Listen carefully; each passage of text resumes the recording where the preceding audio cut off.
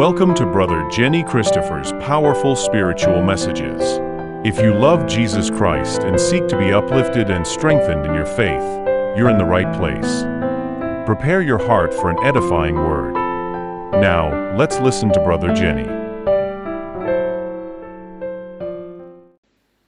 మనం ఉదయకాలం మన ధ్యాన అంశానికి చెందిన వాక్యాన్ని మనం చూసాం. మళ్ళొకసారి ఆ వాక్యాన్ని చూద్దాం. దాంట్లో రెండో భాగాన్ని మీకు ఈ రాత్రి వేళ మీతో ముచ్చటిస్తాను. అపోస్తల కార్యములు 9వ అధ్యాయం 15వ వచనాన్ని ఒకసారి మనం చదువుకుందాం. అపోస్తల కార్యములు 9వ అధ్యాయం 15వ వచనం. అందుకు ప్రభువు, నీవు వెళ్ళుము, అన్యజనుల ఎదుటను రాజుల ఎదుటను ఇశ్రాయేలీల ఎదుటను నా నామము భరించుటకు ఇతడు నేను ఏర్పరచుకొనిన సాధనమై ఉన్నాడు. చాలండి. ఉదయకాలం మనము ఈ లేఖన భాగాన్ని చూసినప్పుడు ఒక మాట మీకు జ్ఞాపకం చేశాను. నా నామము భరించుటకు అన్న మాట తీసుకొని ఉదయకాలం మనం ఏం ధ్యానం చేసామంటే ఆయన నామంలో ఉన్నటువంటి శక్తి ఏమిటి అనే దాని గురించి ఆలోచన చేశాం. The power of God's name, దేవుని నామంలో ఉన్న శక్తి ఏమిటనేది ఉదయకాలం చూసాం. ఎందుకంటే ఆ నామాన్ని భరించడానికి ఏర్పరచబడిన మనం ఆ నామంలో ఉన్నటువంటి శక్తి ఏంటో, ఆ నామంలో ఉన్న గొప్పతనం ఏంటో, ఆ నామానికి ఉన్నటువంటి సామర్థ్యత ఏంటో మనం తెలుసుకోకపోతే ఆ నామాన్ని భరించుట, ఆ భరించుటకు సాధనమైండుట కష్టం అన్న మాట మీకు జ్ఞాపకం చేస్తూ ఉన్నాను దేవుని బిడ్డ. కనుక ఉదయకాలం అందుకనే ఆ విషయాలన్నీ మనం చూసాం. దేవుని నామంలో ఉన్నటువంటి ఆ గొప్పతనాన్ని చూసాం. నేను ఉదయకాలం మరొక విషయాన్ని మీకు జ్ఞాపకం చేశాను. బైబిల్ టైమ్స్లో అంటే బైబిల్ కాలంలో ఒక నామము అనే మాట మనం ఉచ్చరిస్తున్నప్పుడు ఆ నామానికి రెండు కోణాల్లో నామాన్ని చూసేవాళ్ళు. ఎలాగంటే ఒక వ్యక్తి యొక్క నామాన్ని చూసినప్పుడు ఆ వ్యక్తి యొక్క శీలం మనకి తెలియచేయబడుతుంది. శీలము, క్యారెక్టర్ అనే మాట. రెండోది ఆ వ్యక్తికి ఉన్నటువంటి సామర్థ్యత, ఆ వ్యక్తికి ఉన్నటువంటి సామర్థ్యత, ఎబిలిటీ అనే మాట. Character and ability. ఒక పేరు ప్రస్తావించబడినప్పుడు ఆ పేరులో ఉన్నటువంటి ఆ శీలం, క్యారెక్టర్ ఎలాంటిదో, ఆ పేరులో ఉన్నటువంటి సామర్థ్యత ఎంతదో అది మనం చూడగలుగుతున్నామనే మాట మనం జ్ఞాపకం చేస్తాం. కనుక బైబిల్లో ఇవ్వబడినటువంటి ప్రతి పేరు వెనకాల ఈ రెండు విషయాలు మనం గమనిస్తూ వస్తున్నామన్న సంగతి మీకు జ్ఞాపకం చేస్తున్నాను, మీకు జ్ఞాపకం చేశాను ఉదయకాలం దేవుని బిడ్డ. అలాగే మన దేవుడు యెహోవా అని అన్నప్పుడు ఆ పేరులో ఉన్నటువంటి ఆ గొప్పతనం, సామర్థ్యత, ఆ పేరులో ఉన్నటువంటి శీలం ఎలాంటిది అనేది కూడా కొన్ని విషయాలు ఉదయకాలం మనం చూడటం జరిగింది. ఇప్పుడు ఈ సాయంత్రం సమయంలో ఇదే మాటని పురస్కరించుకొని నేను మీతో ఏం మాట్లాడాలని ఇష్టపడుతున్నానంటే, నా నామము భరించుటకు నేను ఏర్పరచుకున్న సాధనం అన్నాడు దేవుడు. కనుక దేవుని నామమును భరించుట అంటే ఏంటి అది మనం ఈ రాత్రి వేళ చూస్తాం. What does it mean to bear his name? ఆ నామాన్ని భరించటం అంటే ఏంటనేది మనం ఒకసారి జాగ్రత్తగా గమనించాలి. అంటే ఇక్కడ చాలా ఉన్నతమైనటువంటి ఒక అర్థాన్ని మనం ఇక్కడ గమనించాలని నేను మీకు జ్ఞాపకం చేస్తాను. దేవుడు తన నామాన్ని మనకిచ్చేశాడంట. అదనమాట ఇక్కడ పాయింట్. తన నామాన్ని మనకిచ్చేశాడు. నువ్వు నా నామాన్ని కలిగి వెళ్ళిపో అంటున్నాడు అనమాట. అది సంగతి. నా నామాన్ని భరించి వెళ్ళమంటే అర్థం ఏంటంటే నువ్వు నా నామాన్ని తీసుకొని వెళ్ళమంటున్నాడు అనమాట. దీన్ని ఇంగ్లీష్లో దీనికి ఒక మంచి మాట ఉందండి. అది ఏమంటారంటే ద పవర్ ఆఫ్ అటర్నీ అని అంటారు. ద పవర్ ఆఫ్ అటర్నీ అంటే అర్థం ఏంటంటే ఒక గొప్ప అధికారి ఒకవేళ సెలవుల మీద ఆయన ఎక్కడికన్నా వెళ్తున్నప్పుడు తన క్రింద పనిచేసేటువంటి అతనికట ఆయన అధికారం అంతా ఆ క్రింద ఉన్నవాడికి అప్పచెప్తాడనమాట. దాన్ని ఏమంటామంటే ద పవర్ ఆఫ్ అటర్నీ అంటాం అనమాట. అంటే ఇప్పుడు ఆయన లేని సమయంలో ఈ క్రింద ఉన్నటువంటి వాడు ఏం చేస్తాడంటే ఆ యజమానులాగానే, ఆఫీసర్ లాగానే వ్యవహరిస్తాడనమాట. ఆ ఆఫీసర్కు ఉన్నటువంటి అధికారం అంతా ఈయనకుంటుంది అనమాట. ఆఫీసర్ చేయగలిగిన పనులన్నీ వీడు చేస్తాడనమాట, ఈ కింద ఉన్నాడు చేస్తాడనమాట. దాన్ని ఆ అధికారాన్ని పొందుకోవడం అంటారనమాట. పవర్ ఆఫ్ అటర్నీ అని అంటే అది దాని వెనుకున్నటువంటి అర్థం అనమాట. అదే అర్థాన్ని ఇస్తూ ఇక్కడ దేవుడు కూడా ఈ మాట మాట్లాడుతున్నాడు, యేసుప్రభు కూడా ఈ మాట మాట్లాడుతున్నాడు. సౌలుని ఏర్పాటు చేసుకునేటప్పుడు నా నామము భరించుటకు నేను ఇతన్ని ఏర్పాటు చేసుకున్నాను అన్నాడు. అంటే ఇంకో మాట చెప్పాలంటే ఇతడు నాకు బదులుగా నా నామాన్ని కలిగి వెళ్ళిపోతాడు లోకంలో. ఒకసారి దేవుని స్తోత్రం చెప్పండి అందరూ కూడా, హల్లెలూయా. ఈరోజు ఇక్కడ కూడిన మనందరికీ కూడా దేవుడు ఆ ఆధిక్యత ఇవ్వడానికి ఇష్టపడుతున్నాడు. నీవు నా పేరట ఈ భూమి మీదకి వెళ్తున్నప్పుడు నీవు అధికారము కలిగి వెళ్తున్నావు అన్న మాట దేవుడు జ్ఞాపకం చేస్తున్నాడు. బాబు గబుక్కుని 2 ఫొటోస్ తీసి వెళ్ళిపోనానా? రైట్. సో ఆయన నామాన్ని భరించడానికి దేవుడు మనకు ఒక అధికారం ఇచ్చేస్తున్నాడు. అంటే దాని వెనక ఎంత మనకి ఆధిక్యత ఉన్నదనేది మీరు జ్ఞాపకం చేసుకోవాలి. ఆయన పేరట మనం ఏదైనా చేయొచ్చు అనమాట. ఆయన పేరట ఏ కార్యమైనా సఫలం చేయొచ్చు అనమాట. ఆయన పేరట ఎలాంటి నిర్ణయాలైనా తీసుకోవడానికి మనకు ఒక అధికారం ఉందని జ్ఞాపకం చేస్తాడు. ఇప్పుడు ఇంకొక ఎగ్జాంపుల్ ఇస్తాను దీనికి, మనం దీని లోపలికి వెళ్ళడానికంటే ముందుగా ఇంకొక ఎగ్జాంపుల్ ఇస్తాను.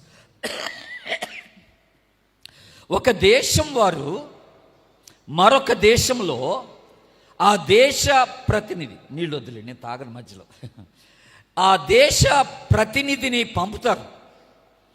ఎందుకు పంపిస్తారంటే ఆ దేశం తరపున అక్కడ ప్రతినిధిగా ఉండి అక్కడ జరిగే ప్రతి కార్యకలాపాల్లో అతడు పాల్గొని ఈ దేశం తరపున ఎలాంటి నిర్ణయాలైనా తీసుకోవడానికి ఆ వ్యక్తికి ఆ అధికారం ఇచ్చి ఆ దేశ నాయకులు ఆ వ్యక్తిని పంపిస్తారు. ఆ వ్యక్తిని ఏమంటారంటే రాయబారి అని అంటారన్నమాట.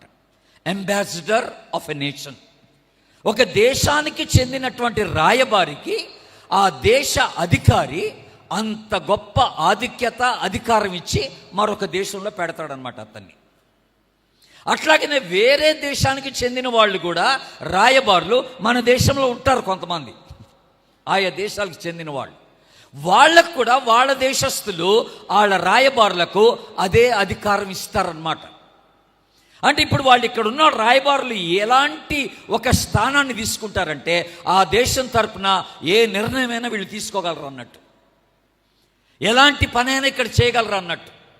వాళ్ళ దేశ ప్రైమ్ మినిస్టర్ రావాల్సిన పని లేదు, ప్రధానమంత్రి రావాల్సిన పని లేదు, వాళ్ళ అధ్యక్షుడు రావాల్సిన పని లేదు. వాళ్ళ దేశం తరపున ఆయన ఇక్కడ ఉన్నాడు కనుక ఎలాంటి నిర్ణయమైనా కూడాను ఆ వ్యక్తి తీసుకోవడానికి అధికారం కలిగినటువంటి వాడిగా ఉంటాడనమాట. అలాగే ఇప్పుడు యేసు ప్రభు వారు నా నామము భరించుటకు నేను నిన్ను ఏర్పరచుకున్నానంటే మనల్ని ద పవర్ ఆఫ్ అటర్నీ మనకి ఇస్తున్నాడు అనమాట యేసు ప్రభు. నువ్వు ఎక్కడికి వెళ్ళినా సరే నా నామం పేరట నువ్వు ఏదైనా సాధించగలమంటున్నాడు. నీకు అధికారం ఇస్తున్నాను అంటున్నాడు అనమాట. నీకు అధికారం ఇచ్చి పంపిస్తున్నాను లోకల్ అంటున్నాడు. అలాగే ఇంకొక విషయాన్ని కూడా మీరు జ్ఞాపకం చేసుకోవాలి. ఒక దేశము నుండి మరొక దేశంలో ఒక రాయబారి అక్కడ పనిచేస్తున్నాడు అని అంటే ఆ రాయబారి గుర్తుపెట్టుకోవాల్సినటువంటి ఒక విషయం ఏంటంటే ఆ దేశ యొక్క ప్రమాణాలని కాపాడాలి. He should maintain the standards of the nation అని అంటున్నాం మనం.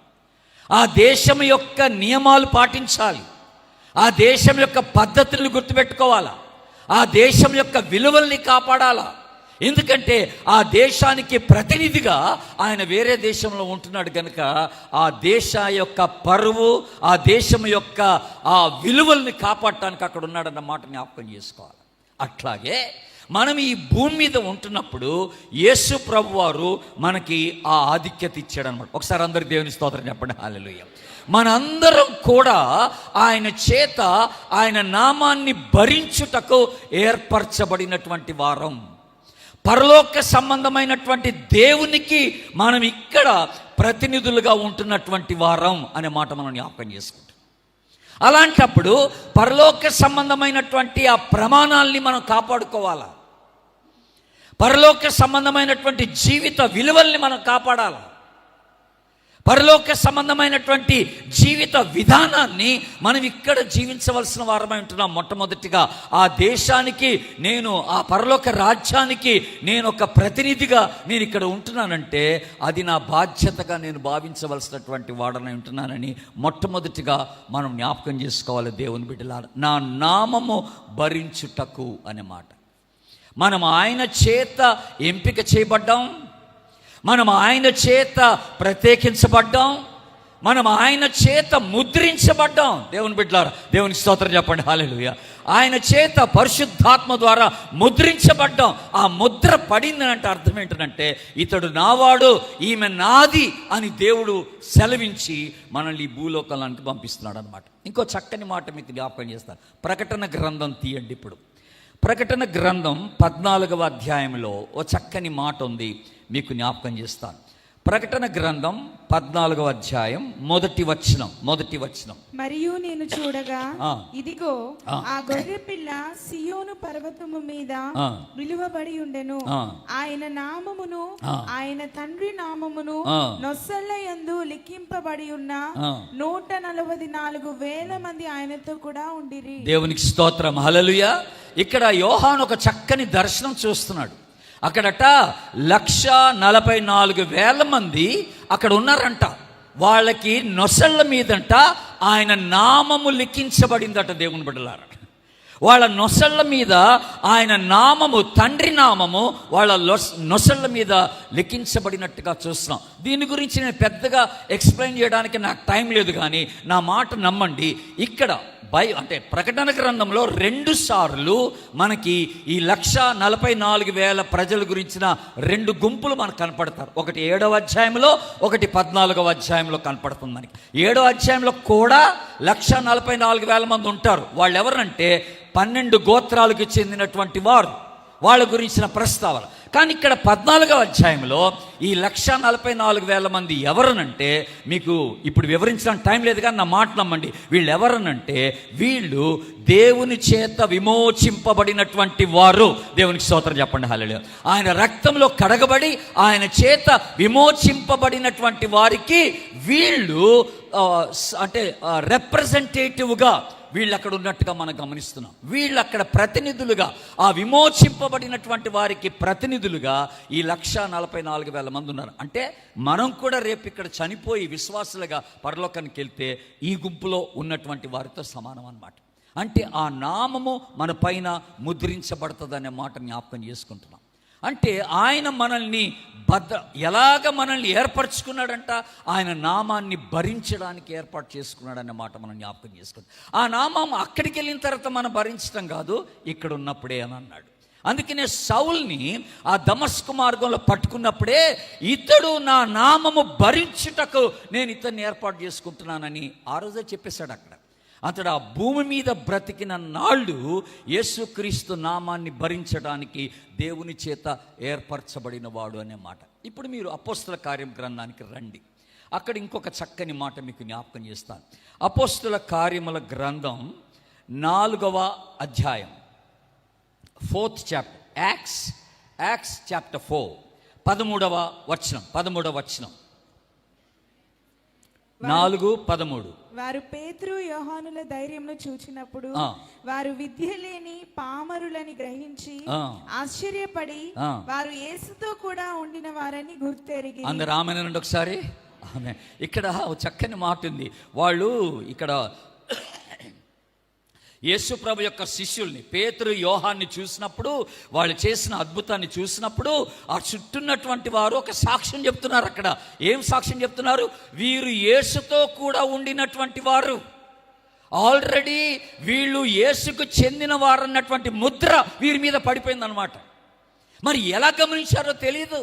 వాళ్ళ ప్రవర్తనో, వాళ్ళ జీవిత విధానమో, వాళ్ళ మాట్లాడిన పద్ధతో, వాళ్ళు కనపరిచిన సామర్థ్యతో, ఆ బలమో శక్తో ఏమో కానీ వాళ్ళని చూడంగానే ఆ చుట్టూన్న వాళ్ళు ఇస్తున్న సాక్ష్యం ఏంటంటే వీళ్ళు యేసుతో పాటు ఉన్నవాళ్ళు రా బాబు అని. ఆమెనండి అందరూ ఒకసారి. మనం కూడా అలాగే ఉండాలన్నమాట. ఈ లోకంలో మనం బయటికి వెళ్ళినప్పుడు, ఆయన నామమును భరిస్తున్నప్పుడు, ఆ నామాన్ని భరించిన వ్యక్తులుగా మన చుట్టూన్నటువంటి వాళ్ళు మనల్ని గుర్తించగలగాలి. మీరు క్రైస్తవులాండి అని అడగగలగాల, మీరు యేసు బిడ్డలాండి అని అడగగలగాల. మీరు రక్షింపబడిన వారా? మీ జీవితం వేరుగా ఉందేంటి? మీ మాటలు వేరుగా ఉన్నవేంటి? మీ ప్రవర్తన వేరుగా ఉందేంటి? మీ జీవిత విధానం వేరుగా ఉందేంటి? మనల్ని ఎదుటి వ్యక్తి ప్రశ్నించగలిగినటువంటి రీతిలో ఆ ప్రత్యేకత మనలో కనపడాలంటున్నాడు దేవుని బిడ్డలారా. కనుక ఆయన నామము భరించడం అంటే ఆ ప్రత్యేకతను కలిగి ఉండడం అన్నమాట. యేసు ప్రభు యొక్క జీవితాన్ని మనలో చూపించగలిగినటువంటి ఆ గుర్తు మనలో ఉండాలంటున్నాడు అనమాట దేవుని బిడ్డలారా. ఒకసారి యేసు ప్రభు దగ్గరికి పరిసయ్యులు వచ్చారు. ఆయన ఇరకాటంలో పెట్టాలనుకున్నారు. నానా విధములైనటువంటి ప్రశ్నలను అడిగి యేసు ప్రభుని ఇరకాటంలో పెట్టాలని అనుకొని ఆయన దగ్గరకు వచ్చి ఏమన్నారంటే ఒక నాణెము తీసుకొని వచ్చారట. నాణ్యం తీసుకొని రాలేదు. వాళ్ళు వచ్చి అడిగిన ప్రశ్న ఏంటంటే, మేము కైసరుకి పన్నివ్వాలా లేదా అని అన్నారు. సింపుల్ ప్రశ్న. మేము కైసరుకి పన్నివ్వాలా లేదా అని అన్నారు. అప్పుడు యేసు ప్రభు అన్నాడు, మీ దగ్గర ఏదైనా నాణ్యం ఉంటే తీసుకొని రండి అన్నాడు. కాయిన్. వాళ్ళు తీసుకొచ్చారు ఒక నాణ్యం తీసుకొస్తే అప్పుడు యేసు ప్రభు అన్నాడు, ఈ నాణ్యం మీద ఎవరు గుర్తుందని అడిగాడు. వాళ్ళందరూ అన్నారు, కైసరు గుర్తుందండి అని అన్నారు. కైసర్ బొమ్మ ఈ నాణ్యం మీద ఉందంటే అప్పుడు యేసు ప్రభు ఒక చక్కని ఆన్సర్ ఇచ్చేసాడు. కైసరివి కైసరికి ఇచ్చేయండి అన్నాడు, దేవునివి దేవునికి ఇచ్చేయండి అన్నాడు. వాళ్ళంతటితో నోరు మూసుకొని వెళ్ళిపోయారు. నేనే వాళ్ళ స్థానములు ఉండుంటే నేను నోరు మూసుకొని వెళ్ళేవాడిని కాదు, నాకు ఇంకొక ప్రశ్న వచ్చేది. ఇప్పుడు ఈ నాణ్యం మీద కైసర్ గుర్తుంది కనుక కైసరివి కైసరికి ఇచ్చేయమన్నావు. మరి దేవునిది దేవునికి ఇవ్వమంటే దేవుంది ఏది దేవుంది ఇంతకీ? ఇది కైసర్దని నాకు తెలిసిపోతుంది, ఎందుకంటే దీని మీద కైసర్ గుర్తు ఉంది కనుక. మరి దేవునిది దేవునికి ఇవ్వమన్నావు కనుక మరి దేవుని గుర్తు ఎక్కడ ఉంది అని అడగాలి కదా వాళ్ళు. దేవుని బిడ్డలారా, మనందరం ఒకసారి దేవుని స్తోత్రం చేద్దాం. హల్లెలూయా. మన అందరం కూడా దేవుడు బైబిల్లో చెప్తున్న మాట ఏంటంటే, ఆయన పోలికలో మనము చేయబడ్డాం. దేవునికి స్తోత్రం చెప్పండి. హల్లెలూయా. ఆయన పోలిక మన మీద ఉంది, ఆయన గుర్తు మన మీద ఉంది అంటే దాని అర్థం ఏంటంటే, ఈ నాణ్యం మీద కైసర్ గుర్తుంటే ఈ నాణాన్ని కైసర్కి ఇచ్చేయండి. నీ మీద దేవుని గుర్తుంటే నీ జీవితం దేవునికి ఇచ్చేయాలి. ఆమేనండి. నువ్వు దేవునికి సంబంధించినోడివే. ఆయన రూపంలో ఆయన స్వరూపమందు నువ్వు చేయబడ్డావు. ఆయన స్వరూపం నీ మీద ఉంది కనుక నువ్వు ఆయనకి చెందినవాడివే, నీకు చెందినవాడు కాదనమాట. కనుక ఈరోజు పాయింట్ ఏంటంటే, ఆయన నామాన్ని భరిస్తున్నామనే మాట జ్ఞాపకం చేసుకుంటాం. ఆ స్వరూపం మనలోకి వచ్చేసింది ఇంతకీ. కానీ దానికంటే ముందుగా ప్రశ్న అడగాలనుకున్నాను. ఇంతకీ నీ జీవితం ప్రభుకు సమర్పించబడిందా లేదా? ఇంతకీ నువ్వు క్రీస్తు రక్తంలో కడగబడ్డావా లేదా? ఇంతకీ నీ పాపాలు ఒప్పేసుకున్నావా లేదా? ఆ రక్షణ అనుభవం ఉందా లేదా? మారుమనసు అనుభవం ఉందా లేదా? నువ్వు యేసు బిడ్డవుగా నువ్వు ప్రతిష్ఠించబడి ఆయన ఆత్మ చేత ముద్రించబడినటువంటి వ్యక్తిగా నువ్వు ఉంటున్నావా లేదా అని అడుగుతున్నాను దేవుని బిడ్డలారా. అది జరగకపోతే ఈరోజు నేను చెప్పే ప్రసంగం అంతా నీకు వర్తించదు. అసలు ఆయన నామాన్ని కలిగిన వారు, ఆయన రక్తంలో కడగబడిన వాడే ఆయన నామాన్ని భరించగలిగినటువంటి వారని దేవుడు జ్ఞాపకం చేస్తాడు. మరి యేసు యొక్క నామాన్ని భరించడం అంటే ఎప్పుడు భరించాలా? ఎప్పుడు భరించాలనంటే నీకు వీలుగా ఉన్నప్పుడు కాదు, నీకు వీలైనప్పుడు కాదు, లేకపోతే ఆదివారాలు కాదు, లేకపోతే సెలవు దినాల్లో కాదు, లేకపోతే ఇలాగ ప్రత్యేకమైన కూడికలు పెట్టుకున్నప్పుడు నేను యేసు బిడ్డని అని చెప్పుకోవడం కాదు. మెడలో ఇప్పుడు అందరికీ బ్యాడ్జీలు ఇచ్చి మీ అందరికీ ఈ కూడికలకు సంబంధించినటువంటి బ్యాడ్జీలు ఇస్తే మేమంతా యేసు బిడ్డలు వండి, మేము క్రైస్తవులు వండి, మేము కూడికి వచ్చామండి అని చెప్పుకోవడానికి అలాగ కాదు. అప్పుడప్పుడు జరగాల్సింది కాదు ఇది 24/7 ప్రతిరోజు, ప్రతి గంట, వారానికి 7 రోజులు, రోజుకి 24 గంటలు యేసు నామమును భరించబద్ధుడివై ఉన్నామని దేవుని వాక్యం సెలవిస్తుంది. ఆమేన్. ఒకసారి అంతే. అప్పుడప్పుడు వీలైనప్పుడు యేసు బిడ్డగా ఉండటం కాదు, వీలైనప్పుడు ఆయన మహింపరచడం కాదు, వీలైనప్పుడు ఆయన చూపించడం కాదు, మిగతా టైంలో నాకు ఇష్టం వచ్చినట్టుగా నేను చేసుకోవడం కాదండోయ్. ఇప్పుడు ఇంతకీ యేసునామాన్ని భరించడం అంటే ఏంటి? ఇప్పుడు 1 యోహాను పత్రిక తీయండి దయచేసి. ఒక చక్కని మాట మీకు గుర్తు చేస్తాను. అక్కడ 1 యోహాను పత్రిక, 1 జాన్, బైబిల్లో చివరికి వచ్చేయాలి మీరు. 1 యోహాను పత్రిక 2వ అధ్యాయం. 2వ అధ్యాయం 6వ వచనం చూడండి. ఆయన వాక్యము ఎవడు గైకొనునో వానిలో దేవుని ప్రేమ నిజముగా పరిపూర్ణమాయెను. ఆయన యందు నిలిచియున్న వాడనని చెప్పుకొనువాడు ఆయన ఎలాగూ నడుచుకొనెనో అలాగే తానును నడుచుకొనబద్ధుడై ఉన్నాడు. అందరు గట్టిగా ఆమేనండి. ఏమన్నాడండి? నేను ఆయన యందు నిలిచి ఉన్నానని చెప్పుకొనివాడు, ఆయన ముద్ర నా మీద ఉన్నదని చెప్పుకొనివాడు, ఆయన గుర్తు నా మీద ఉన్నదని చెప్పుకొనివాడు, ఆయన ఎలాగ నడుచుకొనెనో వాడును అలాగే నడుచుకొన బద్ధుడై ఉన్నాడు. అంటే నేను యేసు నామమును భరిస్తున్నానంటే అర్థం ఏంటంటే నేను యేసు వలె జీవించడానికి ఇష్టపడుతున్నానని అర్థం అన్నమాట. నేను ఆయనలాగా మాట్లాడతాను, నేను ఆయనలాగా ప్రవర్తిస్తాను, నేను ఆయనలాగా ఆలోచిస్తాను, ఆయనలాగే నేను నా నిర్ణయాలు కొన్ని తీసుకుంటాను. నేను ఆయన ఎలా చేస్తాడో నేను కూడా అలాగే చేయడానికి నేను ఇష్టపడతాను. ఆయన కలిగి ఉన్నటువంటి జీవిత విధానాన్ని నేను కూడా కలిగి ఉంటానని చెప్పడం అన్నమాట. మరి నిజంగా అలాగుంటాం మనం? యేసు పేరు పెట్టుకున్న మనం యేసు వలె ఉండడానికి ప్రయత్నం చేస్తున్నామా? ఆయన నామాన్ని భరించిన మనం. ఆయన ఎందున్నానని చెప్పుకునేవాడు ఆయన ఎలాగ నడుచుకునో వాడును అలాగే నడుచుకున్న బద్ధుడై ఉన్నాడు. నువ్వు యేసు వలె నడుచుకోలేకపోతే, నువ్వు యేసు వలె మాట్లాడలేకపోతే, నువ్వు యేసు వలె ఆలోచించలేకపోతే, యేసు వలె నీ ప్రవర్తన ఉండకపోతే నువ్వు బయటికి వెళ్ళి నేను యేసు బిడ్డనని చెప్పుకోవడం వ్యర్థం. దేవుని బిడ్డ. అది కుదరదు, అది అవ్వదు. ఆ పొసకదనే మాట జ్ఞాపకం చేసుకుంటున్నాం. మనం ఏం చేస్తున్నామో, మనం ఎవరికి చెందున్నామో, మనం ఏం మాట్లాడుతున్నామో, ఎవరికి మనం ప్రతినిధులుగా ఉంటున్నామో అది చాలా ముఖ్యమండోయ్, చాలా ముఖ్యం. What we do and who we are and what we say and who we represent matters a lot అనే మాట మనం జ్ఞాపకం చేసుకుంటాం. అది చాలా ప్రాముఖ్యమైనటువంటి విషయంగా దేవుడు మనకి జ్ఞాపకం చేస్తాడు. పౌల్ని అరెస్ట్ చేయడానికని రోమా పట్టణానికి తీసుకొని వెళ్ళడానికి ప్రయత్నం చేశారు. ఓడలో తీసుకొని వెళ్తున్నారు. ఓడలో తీసుకొని వెళ్ళేటప్పుడు పెద్ద తుఫాన్ వచ్చింది. ఓడ బద్దలైపోయే పరిస్థితి వచ్చేసింది. అప్పుడు అందరూ మునిగిపోతారని భయపడిపోయారు. ఓడలో ఉన్నోళ్ళంతా అందరూ కంగారు పడిపోతున్నారు. ఓడ మునిగిపోద్ది, నీళ్ళు వచ్చేస్తున్నాయి లోపలికని. కనుక అప్పుడు వాళ్ళంతా ఏం చేస్తారంటే ఓడలో ఉన్నటువంటి బరువైన సామానంతా తీసి పారేస్తున్నారు. అది ఎంత ఖర్చు అయినా, అది ఎంత విలువైందైనా తీసి బయటపడేస్తున్నారు. ఎందుకంటే ఓడని తేలిక చేయాలన్న ఉద్దేశంతో సామానంతా బయటపడేస్తున్నారు. అప్పుడు ఇది చూసినటువంటి పౌలు, ఆయన ఒక ఖైదీగా ఉన్నాడు అక్కడ. పౌలు ఆ ఓడలో ఒక ఖైదీగా ఉన్నాడు. ఆయన బంధించుకొని తీసుకెళ్తున్నారు వాళ్ళు. అప్పుడు పౌలు వాళ్ళందరినీ ఆఫ్ చేసి వాళ్ళతో ఒక మాట అంటాడు.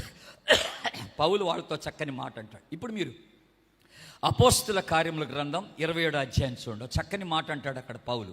ఏమంటాడు చూద్దాం. అపోస్తుల కార్యముల గ్రంథం 27వ అధ్యాయం 23వ వచనం. అపోస్తుల కార్యములు 27, 23వ వచనం. నేను ఎవని వాడనో, ఎవనిని సేవించుచున్నానో ఆ దేవుని దూత గడిచిన రాత్రి నా యొద్ద నిలిచి, పౌలా భయపడకుము, నీవు కైసరు ఎదుట. చాలు అక్కడ ఆపండి. అందరూ ఒకసారి దేవుని స్తోత్రం చెప్పండి. హల్లెలూయా. అప్పుడు అందరూ అన్యజనులు ఎక్కడ? ఓడలో ఎవడు ప్రభువు నమ్ముకున్నాడు లేడు. పౌలు ఒక్కడే ప్రభువు నమ్ముకున్నాడు ఉన్నాడు అక్కడ. ఆయన లేచి అందరి ఎదుట ఏమన్నాడు తెలుసా? నేను ఎవని వాడనో. దేవుని స్తోత్రం చెప్పండి. హల్లెలూయా. ఎప్పుడన్నా నువ్వు పనిచేసే స్థలంలో ఈ మాట అన్నావా? నువ్వు నేను ఎవనికి చెంది ఉన్నానో నీకు తెలుసా అని అన్నావా? నీ సంఘంలో కానీ, నీ సమాజంలో కానీ, నువ్వు పనిచేసే దగ్గర కానీ, నువ్వు చదువుకునే కాలేజీలో కానీ ఎప్పుడన్నా ధైర్యంగా నిలబడి అన్ని జనుల ఎదుట నేను ఎవరికి చెంది ఉన్నానో నీకు తెలుసా అని అన్నావా? నేను ఎవరిని సేవిస్తున్నానో తెలుసా అని అన్నావా? ఆ సేవిస్తున్నటువంటి ఆ దేవుని దూత నాకు ప్రత్యక్షమై, నువ్వు భయపడబాక, ఈ ఓడలో ఉన్నోళ్ళు ఎవ్వరు కూడా చనిపోరని చెప్పేశాడట. దేవునికి స్తోత్రం. హల్లెలూయా. ధైర్యంగా సాక్ష్యం చెప్పేస్తాను. నేను ఎవరిని వాడను అని అంటున్నాడు. నేను ఎవరిని వాడను. ఇది చాలా చక్కని మాట అండి. చాలా చక్కని. దేవుడు మనల్ని ఏర్పాటు చేసుకున్నాడు అలాగా. చీకటిలో నుండి, చెప్పండి, చీకటిలో నుండి ఆశ్చర్యకరమైన తన వెలుగులోనికి మిమ్మల్ని పిలిచిన వాని యొక్క గుణాతిశయములను మీరు ప్రచురము చేయి నిమిత్తమై మీరు ఏర్పరచబడిన వంశం. హల్లెలూయా! దేవుని చేత మనం ఏర్పరచబడిన వంశం అన్నాడు. ఆయన చేత ఏర్పరచబడిన వారు, ఆయన చేత ముద్రించబడిన వారు, ఆయన నామాన్ని మన నొసటి పైన ఆయన ముద్రించి పెట్టేశాడు అన్నాడు. ఆయన నామాన్ని భరించడానికి ఈ లోకంలో మనం ఉంటున్నటువంటి వారమని దేవుడు. ఇంకొకటి, ఈ నామాన్ని భరించడం అంటే ఏంటండో, ఇంకొక మాట మీకు గుర్తు చేస్తాను. వెరీ బ్యూటిఫుల్ ఒక కాంటెక్స్ట్ ఉంది ఇక్కడ. మీరు సంఖ్యాకాండం తీయండి ఇప్పుడు బైబిల్లో. సంఖ్యాకాండం 6వ అధ్యాయాన్ని దయచేసి చూడాలని మనవి చేస్తున్నాను. సంఖ్యాకాండం 6వ అధ్యాయం, పేజ్ నెంబర్ 114, 24, 25, 26 వచనాలు. యెహోవా నీకు తన సన్నిధిని ప్రకాశింపచేసి నిన్ను కరుణించునుగాక. ఓకే. యెహోవా నీ మీద తన సన్నిధి కాంతి ఉదయింపచేసి నీకు సమాధానము కలుగజేయునుగాక. అట్లు వారు 24 ఇంకొంచెం ముందు నుంచి చదువు. యెహోవా నిన్ను ఆశీర్వదించి, 23 కూడా చదవండి. 23 కూడా చదవండి. ఇశ్రాయేలీయులను ఇలాగు దీవింపవలెను. ఓకే, ఆగండి. ఇప్పుడు 22 చదవండి. యెహోవా మోషేకు ఇలాగు సెలవిచ్చెను, నీవు అహరోనుతోను అతని కుమారులతోను ఇలాగనుము. ఆగండి. ఇప్పుడు ఈ దేవుడు ఎవరితో మాట్లాడుతున్నాడు?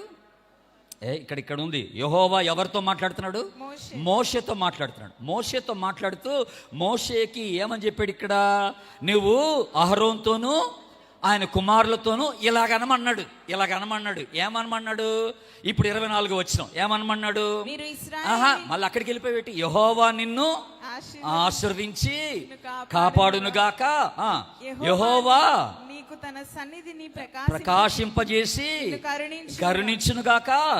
యెహోవా నీ మీద తన సన్నిధి కాంతి ఉదయింపజేసి కలుగజేయునుగాక.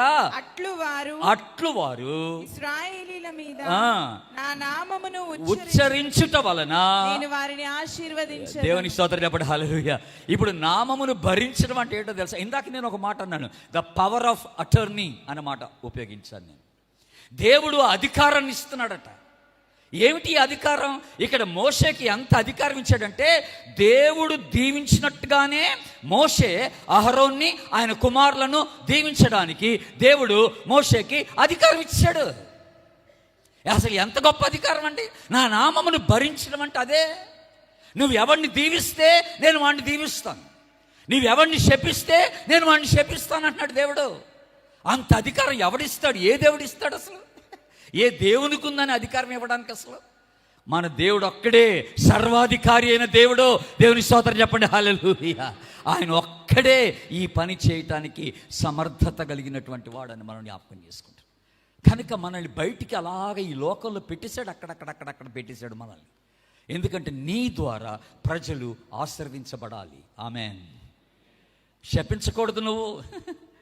నువ్వు ఆశీర్వదించే వ్యక్తిగా ఉండాలి. దేవుని తరపున ఆయన నామాన్ని భరించిన వాడవై ప్రజలకి ఆశీర్వాదాన్ని కలగజేసే వ్యక్తిగా ఉండాలని దేవుడు కోరుకుంటున్నాడు. నా నామమును భరించడం అంటే ఈ అధికారాన్ని నువ్వు పొందుకోవడం అనమాట. ఆశీర్వదించే అధికారాన్ని పొందుకోవడం అనమాట. ఆశీర్వదించే అధికారాన్ని. అందుకని ఇదే అధికారం అబ్రహాముకు ఇచ్చాడు. నిన్ను ఆశీర్వదించేవాడిని నేను ఆశీర్వదిస్తానన్నాడు. నువ్వు ఎవరిని ఆశీర్వదిస్తే వాడిని నేను ఆశీర్వదిస్తానన్నాడు. నీ యందు సమస్త జనములు ఆశీర్వదించబడతాయన్నాడు. ఆ గొప్ప ఆశీర్వచనం పలికేటువంటి అధికారాన్ని దేవుడు మన మీద ఉంచాడు. ఆయన నామమును భరించుటలో దేవుడు మనకు అధికారం ఇస్తున్నాడు. ఇంకొక గొప్ప ప్రాముఖ్యమైనటువంటి ఒక విషయం ఉందండో ఈ నామాన్ని భరించేటప్పుడు. ఏంటంట? ఇప్పుడు చూడండి, నిర్గమాకాండం తీయండి ఇప్పుడు దయచేసి. నిర్గమాకాండం, ఆదికాండం తర్వాత రెండో పుస్తకం బైబిల్లో.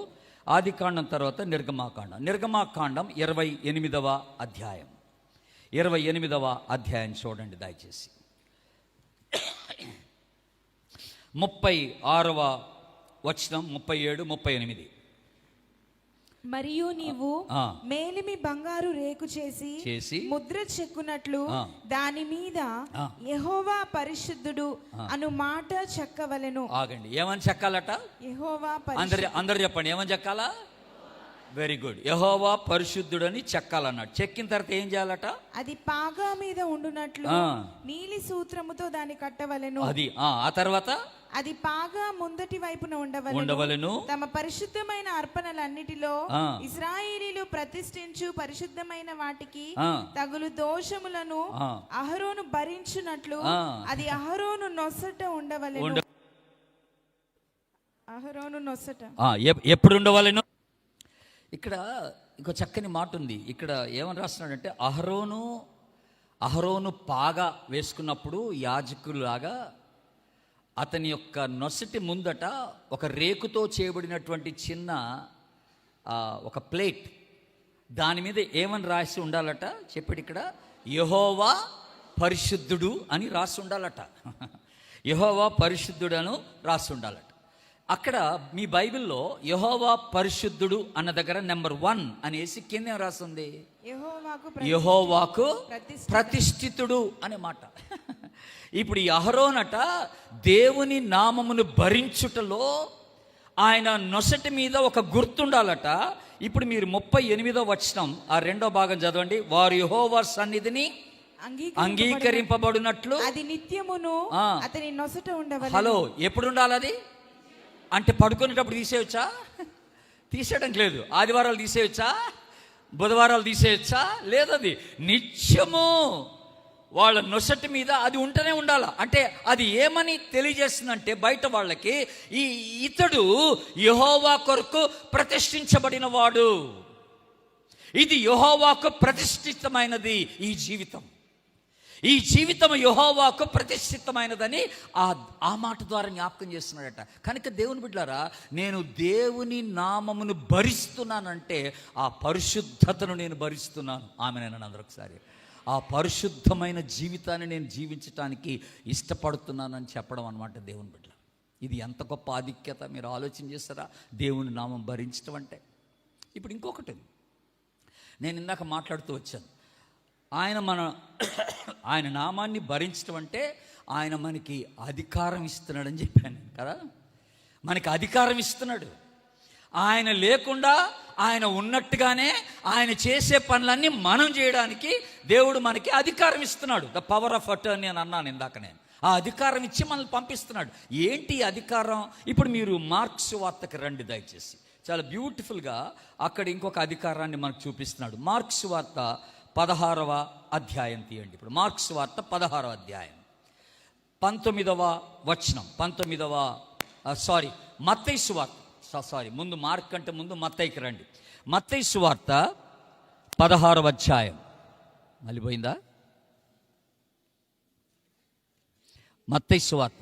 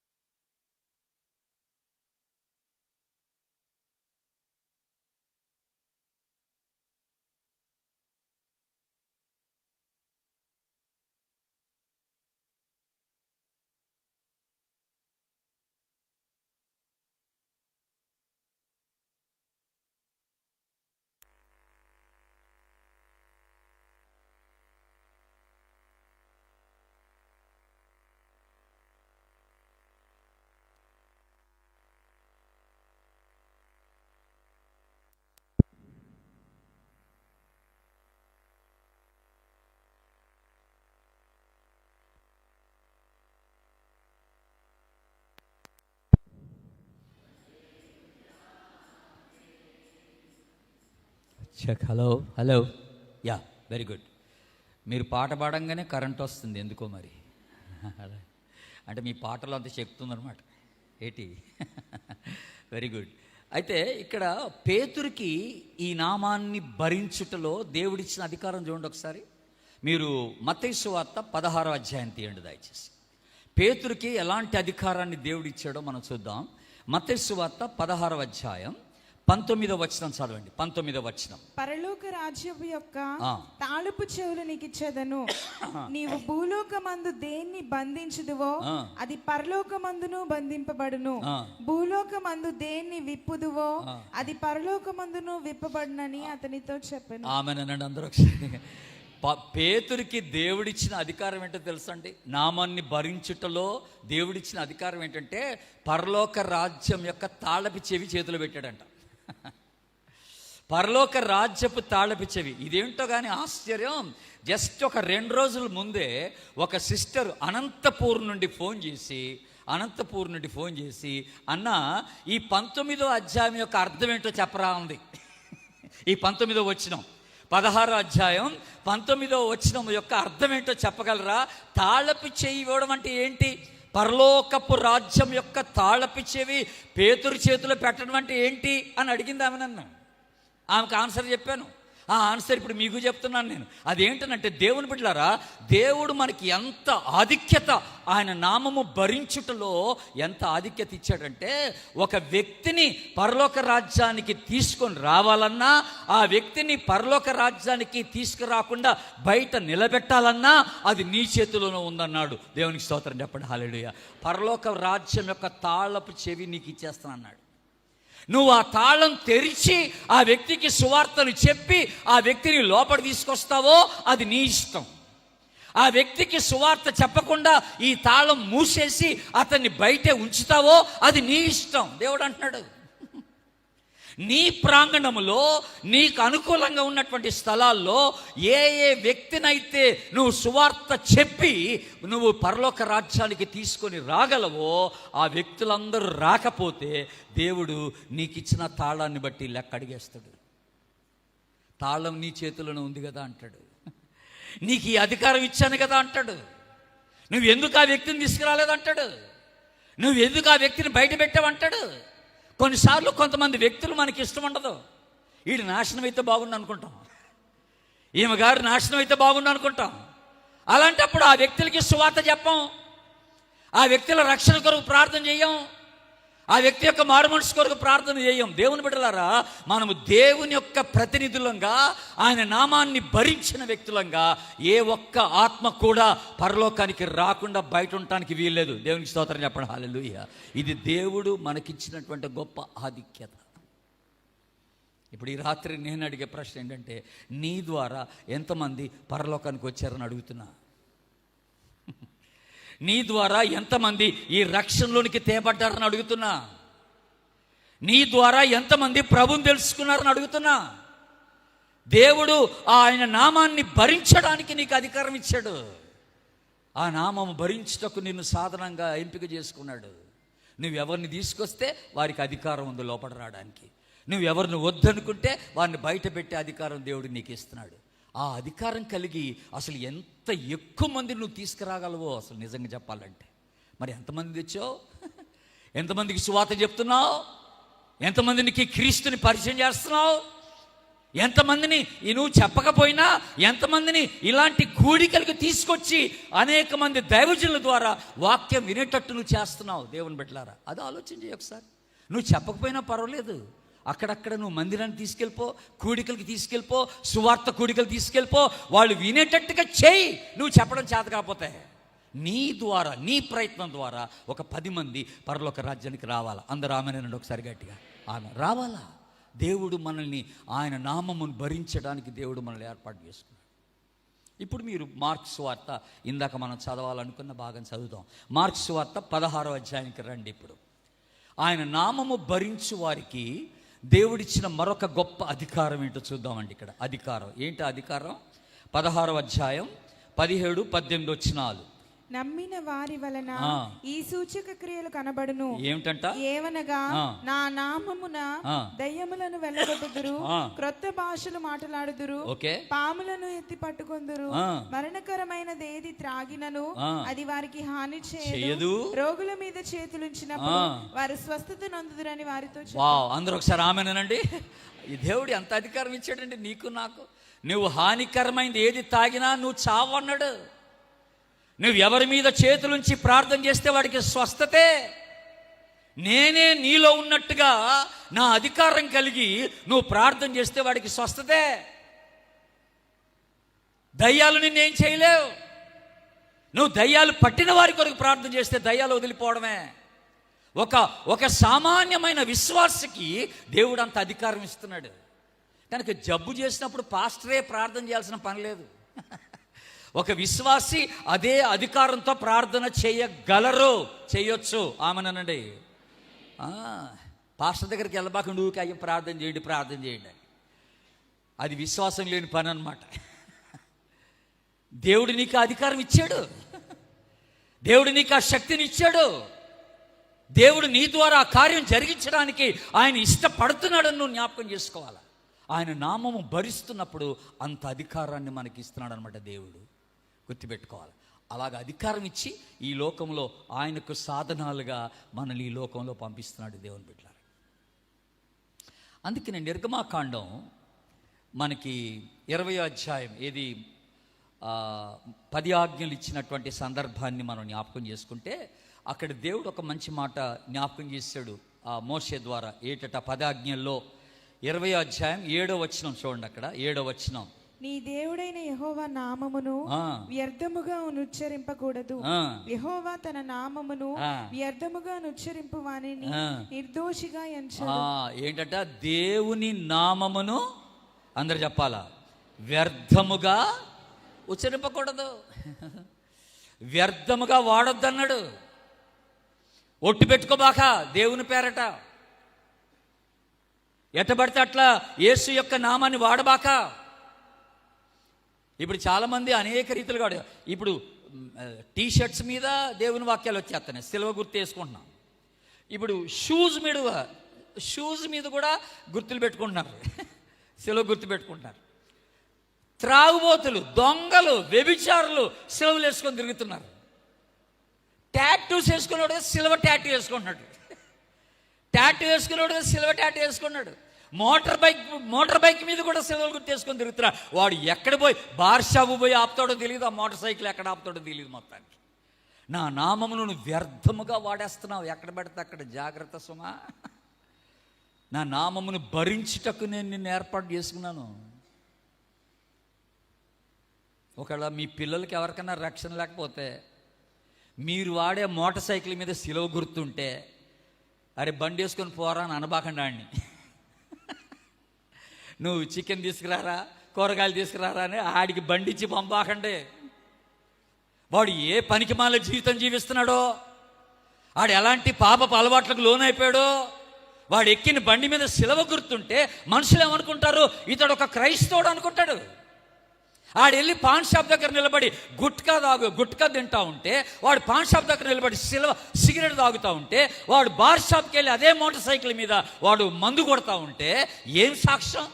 నా నామాన్ని నువ్వు అవమానపరుస్తున్నట్టు లెక్క అని ప్రభు అంటున్నాడు. దేవుని బిడ్డలారా, అలాగ చేయడానికి వీలేదని నా నామము భరించుటకు నేను నిన్ను ఏర్పాటు చేసుకున్నాను అంటాడు. మన ద్వారా దేవుని నామానికి అవమానం కలగడానికి లేదు. ఎవరన్నా ఈ దేవుని నామాన్ని దూషించడం జరిగితే మనం ఊరుకోం. కొంతమంది యవనస్తులకి ఎక్కడ లేని పౌరుషం ఉంటుంది. నువ్వు ఎవరినన్నా ఏమన్నాను కానీ మా నాన్న పేరు మాత్రం ఎత్తబాక అంటారు. కొంతమంది అంటారు కదా, నువ్వు ఎవరన్నా మా అమ్మ పేరు ఎత్తబాకు, మా నాన్న పేరు ఎత్తబాకు, ఇంకొక్కసారి మా నాన్న పేరు ఎత్తావో అంటే ఆడికి ఆ నానంతా అంత గౌరవం అనమాట. ఆడికి వాడు నానంటే అంత గౌరవం వాడికి. మా నాన్న పేరు ఎత్తబాక అంటాడు. ఆడికి ఎక్కలేని పౌరుషం అని చెప్తుంది ఆడికి. మళ్ళీ అట్లాంటప్పుడు నీ జీవితం ద్వారా మరి పరలోకమందు ఉన్నటువంటి ఆ తండ్రి పేరు బదనమైపోతుంది కదా, అవమాన పాలైపోతుంది కదా. మరి దాని సంగతి ఏంటి? నీ ప్రవర్తన ద్వారా, నీ పద్ధతుల ద్వారా, నీ జీవిత విధానం ద్వారా నిన్ను ఏర్పరచుకున్న ఆ ప్రభువుకి అవమానం కలుగుతుంది కదా. మరి దాని సంగతి ఏంటి? ఆ నామము భరించడానికి నీకు అసలు ఎక్కడ హక్కు? ఇక నీ జీవితం మార్చుకోకుండా ఎక్కడ భరిస్తావు, ఎక్కడ సాధనమై ఉంటావు అని దేవుడు అడుగుతున్నాడు. దేవుని బిడ్డలారా, చివరిగా ఇంకో మాట చెప్పాలనుకున్నాను.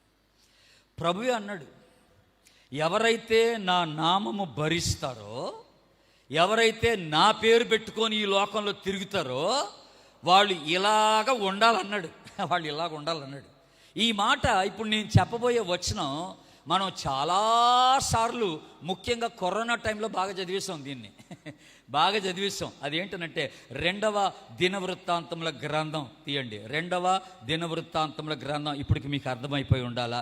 7వ అధ్యాయం ఎన్నో వచనం, అది నాకు తెలుసు మీరు చెప్తారని, 14వ వచనం. 7వ అధ్యాయం 14వ వచనం, 365 పేజీ నెంబర్ 7:14. నా పేరు పెట్టబడిన నా జనులు. అక్కడ ఆపండి. ఎవరట? మళ్ళీ చెప్పండి. నా పేరు పెట్టబడిన నా జనులు. నేను ఈ మధ్య ఎక్కడో ప్రసంగం చేసుకుంటూ ఈ నా జనులు అనే దాని మీద ప్రసంగం చేశా. జస్ట్ ఆ నా జనులు అనే దాని మీదనే ప్రసంగం చేశా. నా జనులు అంటే ఎవరు అనే దాని మీద. ఇప్పుడు నేను అది చెప్పనులే మీకు, ఇప్పుడు ఆ ప్రసంగం కాదు మంది. కానీ ఇక్కడ మనం మాట్లాడుతున్న మాట ఏంటంటే నా పేరు పెట్టబడిన నా జనులు అన్నాడు ప్రభు. ఈ భూమి మీద నా పేరు పెట్టుకొని తిరుగుతున్నావు నువ్వు.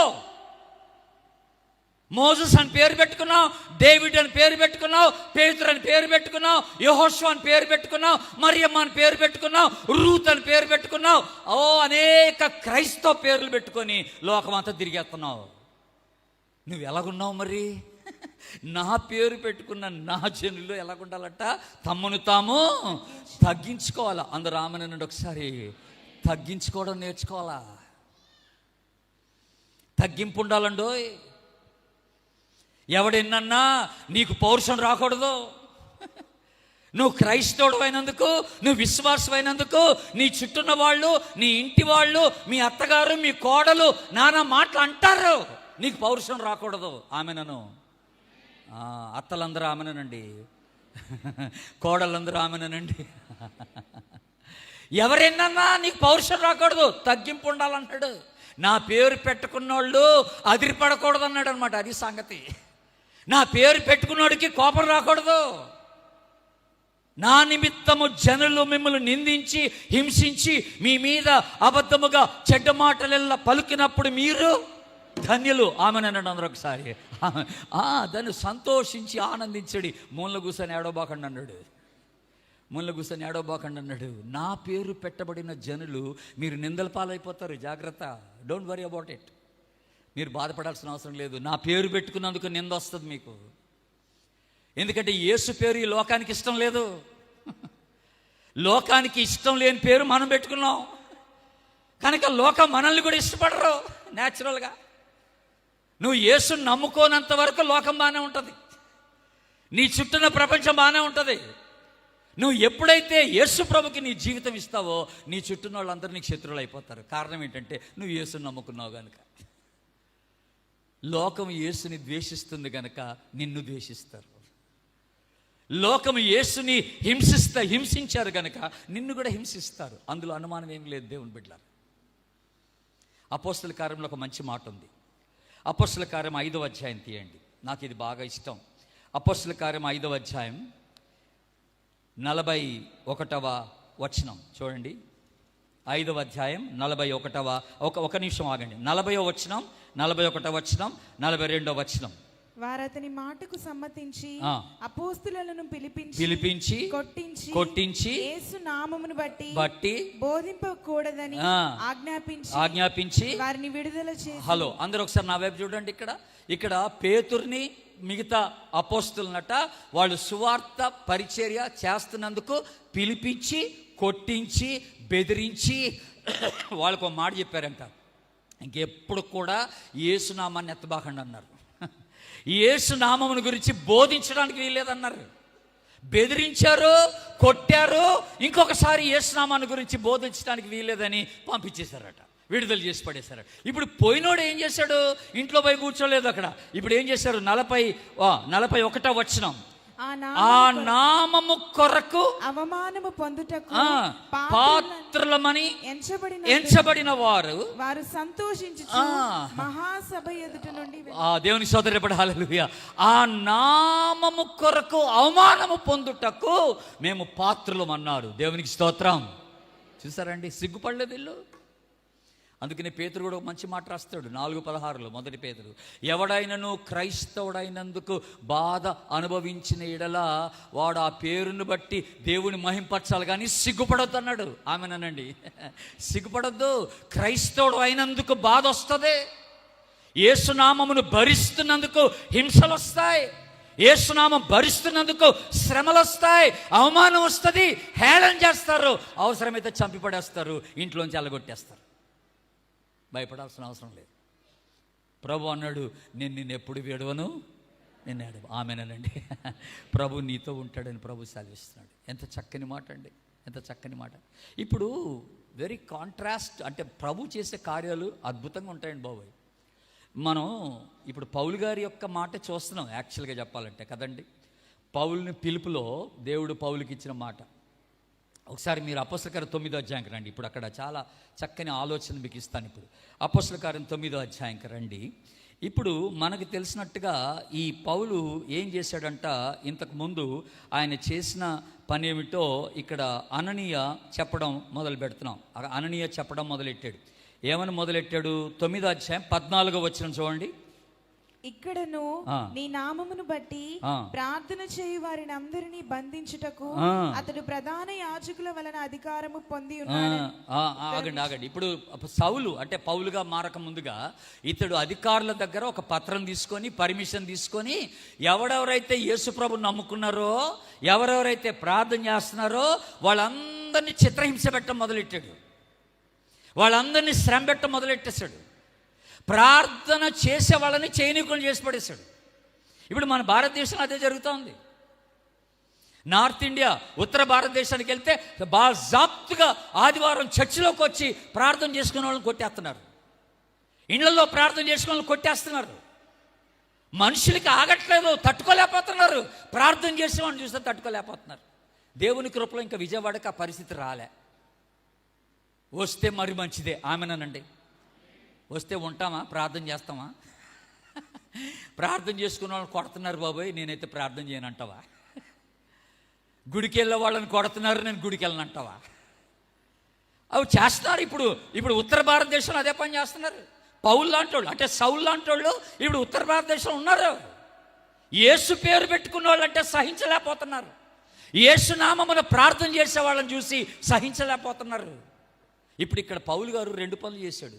ప్రార్థన చేసే వాళ్ళని ఆటంకపరిచాడు, యేసు పేరు పెట్టుకున్న వాళ్ళని హింస పెట్టేశాడు, శ్రమ పెట్టేశాడు. ఇప్పుడు ప్రభువు పౌలుని పట్టుకున్నాడు. జాగ్రత్తగానండి, పౌల్ని పట్టుకొని ఇతడు మార్పు చెందాడు, దమస్కు మార్గంలో మార్పు చెందాడు. ఇప్పుడు ఇతడు గుడ్డోడైపోయాడు. గుడ్డోడైపోయిన తర్వాత అక్కడ ఒక తిన్నని అన్నటువంటి ఒక మార్గంలో ఒక ఇంట్లో పెట్టాడు, తీసుకెళ్ళి అక్కడ ఇంట్లో పెట్టారు ఆయన. ఇప్పుడు దేవుడు ఏం చేశాడంటే, అననీయ అన్నటువంటి ఒక ప్రవక్తకి ఏం చెప్పాడంటే, నువ్వు వెళ్ళి ఇతను కలవమన్నాడు అన్నాడు. ఏమన్నాడు తెలుసు? అద్భుతమైన మాట. ఇప్పుడు మీరు 9వ అధ్యాయం చూడండి దయచేసి. 10వ వచనం చూడండి. 10వ వచనం, 11వ వచనం. దమస్కులో అననీయ అని ఒక శిష్యుడు ఉండెను. ప్రభువు దర్శనమందు అననీయ అని అతనిని పిలువగా అతడు ప్రభువా ఇదిగో నేనున్నానెను. అందుకు ప్రభువు నీవు లేచి, ఇప్పుడు జాగ్రత్త వినండి, నీవు లేచి తిన్నని దనబడిన వీధికి వెళ్ళి యూదా అను వాని ఇంట తార్సువాడైన సౌలు అని వాని కొరకు విచారించుము. ఇదిగో అతడు ఏమి చేయుచున్నాడు? ప్రార్థన. అందరు చెప్పండి గట్టిగా, ఏం చేయుచున్నాడు? దేవుని సోదరుడు హల్లెలూయా. మొన్నటి వరకు ప్రార్థన చేస్తుండి కొట్టాడు. ఇప్పుడు వాళ్ళు వచ్చిన మార్పు ఏంటంటే ఆడే ఇప్పుడు మోకరించి ప్రార్థన చేస్తున్నా. ఇప్పుడు వీడినెవడు కొట్టాలా? ఇప్పుడు పౌల్నెవడు కొట్టాలా? అసలు ఏంటి మార్పు? నా నామము భరించుట కొరకు నేను ఏర్పరచుకున్న సాధనం. ఎవరైతే యేసు నామమును భరించుట కొరకు సాధనంగా ఏర్పాటు చేయబడ్డారో వాళ్ళలో కనపడాల్సినటువంటి మొట్టమొదటి గుర్తు ఏంటంటే మోకాళ్ళ జీవితమే. ఆమెనండి అందరూ ఒకసారి, మోకాళ్ళ జీవితమే. నువ్వు ప్రార్థన చేసే వ్యక్తివై ఉండాలంటున్నాడు దేవుడు. నీలో ప్రార్థన కనపడాలా? యేసు నామమును భరించిన వ్యక్తివైతే ఫస్ట్ గుర్తు అదే. మారు మనసు పొందినోడిలో కనపడాల్సిన మొదటి గుర్తు ఏంటంటే ప్రార్థనే. ఎన్నడూ ప్రార్థన చేయనోడు ఇప్పుడు మోకరించి ప్రార్థన చేస్తుంటాడు. అననీయ ఉలిక్కి పడ్డాడు. ఏంటి ప్రభువా, ఆ సౌలు దగ్గరికి నన్ను వెళ్ళమంటావా? వాడు అనేకుల్ని కొట్టేశాడు, అనేకుల్ని చంపేశాడు, అనేకుల్ని చిత్రహింస చేస్తున్నాడు. అలాంటి వాడి దగ్గరికి నన్ను వెళ్ళమంటావేంటి, నీకు తెలియదురా బాబు. ఇప్పుడు వాడు ప్రార్థన చేస్తున్నాడు అన్నాడు. దేవునికి స్తోత్రం చెప్పండి. ఇప్పుడు వాడు ప్రార్థన చేస్తాడు. ఇప్పుడు క్రైస్తవులందరినీ శ్రమ పెట్టాడు. ఇప్పుడు యేసు ప్రభు పౌలుకు ఒక పిలుపునిచ్చాడు, నా నామము భరించుటకు. అందరు చెప్పండి ఈ మాట, నా నామము భరించుటకు నేను ఏర్పరచుకున్న సాధనమై ఉన్నాడు. ఇప్పుడు దేని కొరకు ఏర్పరచుకున్నాడంటే దేవుడు, ఇప్పుడు 9వ అధ్యాయం 16వ వచనం చదవండి. 9వ అధ్యాయం 16వ వచనం చదవండి. ఇప్పుడు ఇతడు నా నామము కొరకు ఎన్ని శ్రమలను అనుభవింపవలెను నేను ఇతనికి చూపుదును. హలో హలో హలో విన్నారా? పొరపాటున కూడా క్రైస్తవుల్ని ఎవడు కూడా ముట్టకూడదు. క్రైస్తవుల్ని ఎవడన్నా ఏదన్నా అన్నాడంటే రేపు వాడు మారుమనసు పొందాడంటే అన్నీ వాడికే వర్తిస్తాయి అన్నమాట. పౌలు క్రైస్తవుల్ని హింసించాడు, క్రైస్తవుల్ని శ్రమ పెట్టాడు. ఇప్పుడు ప్రభువు ఈ పౌల్ని పిలుచుకుంటూ ఆ పిలుపులో ఉన్నటువంటి ఒక జాబ్ డిస్క్రిప్షన్ ఏంటనంటే, నా నామము నిమిత్తమై నువ్వు ఎన్ని శ్రమలు అనుభవించాలో నేను నీకు చూపిస్తాను రమ్మన్నాడు. ఆమెనండి అందరూ. ఎంత గొప్ప మాట్లాడి బాబాయ్. ప్రార్థన చేసేవాడిని కొడితే ఈమెతో ప్రార్థన చేయించాడు. శ్రమ పెట్టితే ఇతడు శ్రమ పట్టడానికి దేవుడు అనుమతించేశాడు. ఇతడు శ్రమ పట్టడానికి దేవుడు అనుమతించాడు. వాట్ ఎ బ్యూటిఫుల్ ట్రాన్స్ఫర్మేషన్ దేవుడు ఎలా వాడుకున్నాడు చూడండి. అందుకనే నా పేరు పెట్టబడిన నా జనులు ఏం చేయాలా? తగ్గించుకోవాలా, అన్నిటికీ సహించాలా, అన్నిటికీ తట్టుకోవాలా. ఎదురు తిరగబాకండి, కోప్పడబాకండి, పగ తీర్చుకోబాకండి. నా పేరు పెట్టుకున్నారు మీరు, జాగ్రత్త. నా అలాగే ఉండాలి మీరు. ఇందాక ఒక మాట అన్నాం కదా మనం అండి, ఇందాక ఒక మాట అన్నాం ఏంటి, ఆయన యందు నిలిచి ఉన్నానని అనుకున్నవాడు, నిలిచున్నానని చెప్పేవాడు ఆయన ఎలాగ నడుచుకొనెనో వాడును అలాగే నడుచుకొన బద్ధుడై ఉన్నాడు అనే మాట మీకు జ్ఞాపకం చేశాను కదండి. మొదటి పేతురు చూడండి ఒక మాట. నా ట్రైన్ పోతే పోయిందిలే కానీ చెప్పాలనిపిస్తుంది. మరి చెప్పాలనిపిస్తుంది. నా 10:30కి నా ట్రైన్. ఆగండి. 2వ అధ్యాయం, మొదటి పేతురు 2వ అధ్యాయం 21, 22. క్రీస్తు కూడా మీ కొరకు బాధపడి మీరు తన అడుగు జాడలయందు నడుచుకొనున్నట్లు మీకు మాదిరి ఉంచిపోయాను. ఏంటి మాదిరి చదవండి. ఆ తర్వాత ఆయన పాపము చేయలేదు, ఆయన నోటను ఏ కపటం లేదు, ఆయన దూషింపబడి బదులు దూషింపలేదు, ఆయన శ్రమ పెట్టబడి బెదిరింపక న్యాయముగా తీర్పు తీర్చు దేవునికి తను తాను అప్పగించుకోలేదు. హలో విన్నారండి? దేవుని స్తోత్రం. హల్లెలూయా, హల్లెలూయా. ఎంత చక్కని మాట అండి. ఆయన మనకు ఒక మాదిరి ఉంచిపోయాడంట యేసు ప్రభు. అబ్బాయి, నేను నీకు అధికారం ఇస్తున్నాను రా బాబు. నువ్వు నా నామము భరించి లోకంలో జీవించాలి, నాకు సాధనమై ఉండాలా. కనుక నేను ఎలాగ ప్రవర్తించానో నువ్వు అలాగే ప్రవర్తించమన్నాడు. నేను ఎలాగ జీవించాను నువ్వు అలాగే జీవించమన్నాడు. ఇక్కడ ప్రభువుని వాళ్ళు ఏమేమో చేశారు, హింసించారు, దూషించారు, కొట్టారు, ఉమ్మేశారు. ఈయన బదులు దూషించలేదట, మారు మాట్లాడలేదట, ఏ కపటం పెట్టుకోలేదట. చూసారండి, తాను దేవునికి అర్పించుకున్నాడంట. What a example that is. దేవునికి స్తోత్రం. హల్లెలూయా. ఇప్పుడు 2 విషయాలు చూస్తున్నాం మనం. నా నామము పెట్టబడిన నా జనులు తమ్మును తాము తగ్గించుకొని ప్రార్థన చేసి, 3వది నన్ను వెదకిన ఎడల ఏం చేయాలా? వెదకాల. 4వది చెడుతనమును విసర్జించిన ఎడల అప్పుడు నేను వారి దేశాన్ని బాగు చేస్తానన్నాడు. ఆమెనండి అందరూ ఒకసారి. 4 గుణ లక్షణాలు యేసునామాన్ని పెట్టుకున్న వాళ్ళు కలిగి ఉండాలట. ప్రార్థనా పరులై ఉండాలా. 2వది చెప్పండి. మొదటిది తగ్గించుకున్న వారై ఉండాలా, 2వది ప్రార్థనా పరులై ఉండాలా, 3వది ఆయన వెతికేవారై ఉండాలా, 4వది చెడుతనమును విసర్జించిన వారై ఉండాలా. ఆయన నామమును పెట్టుకున్నవారు.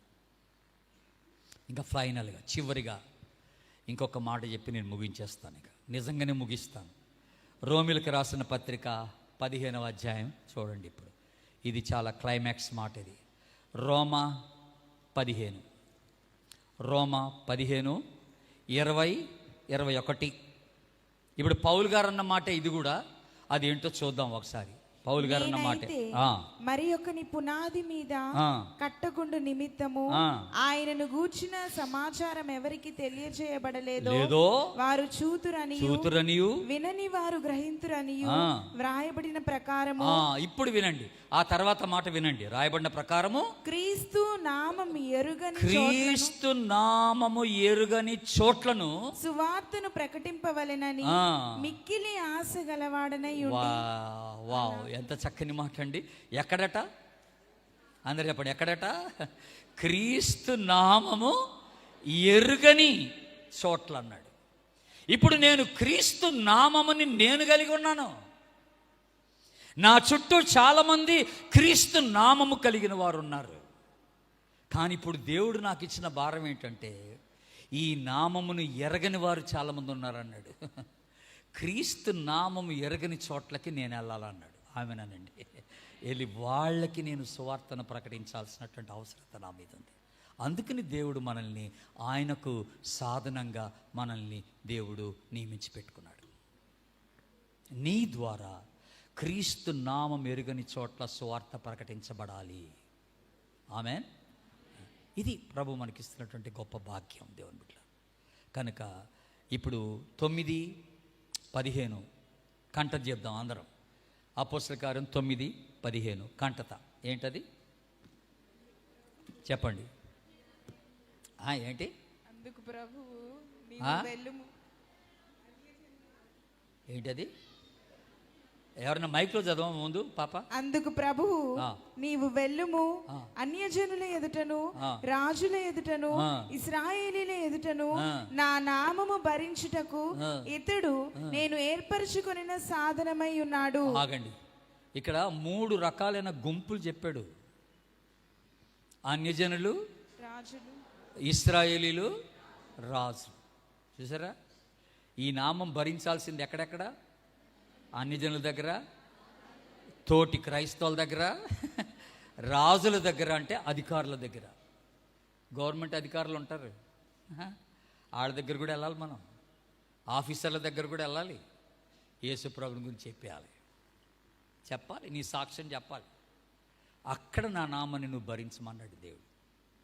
ఇతడు నా నామము భరించుటకు నేను ఏర్పరచుకున్న సాధన. తల ఉంచండి, కాళ్ళు మూసుకోండి.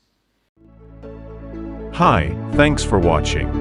I hope you were blessed by the sermon. If this message touched your heart, please share your thoughts in the comments and don't forget to subscribe. Tune in every Sunday at 7 p.m. on my channel. In Christ, your brother Jenny.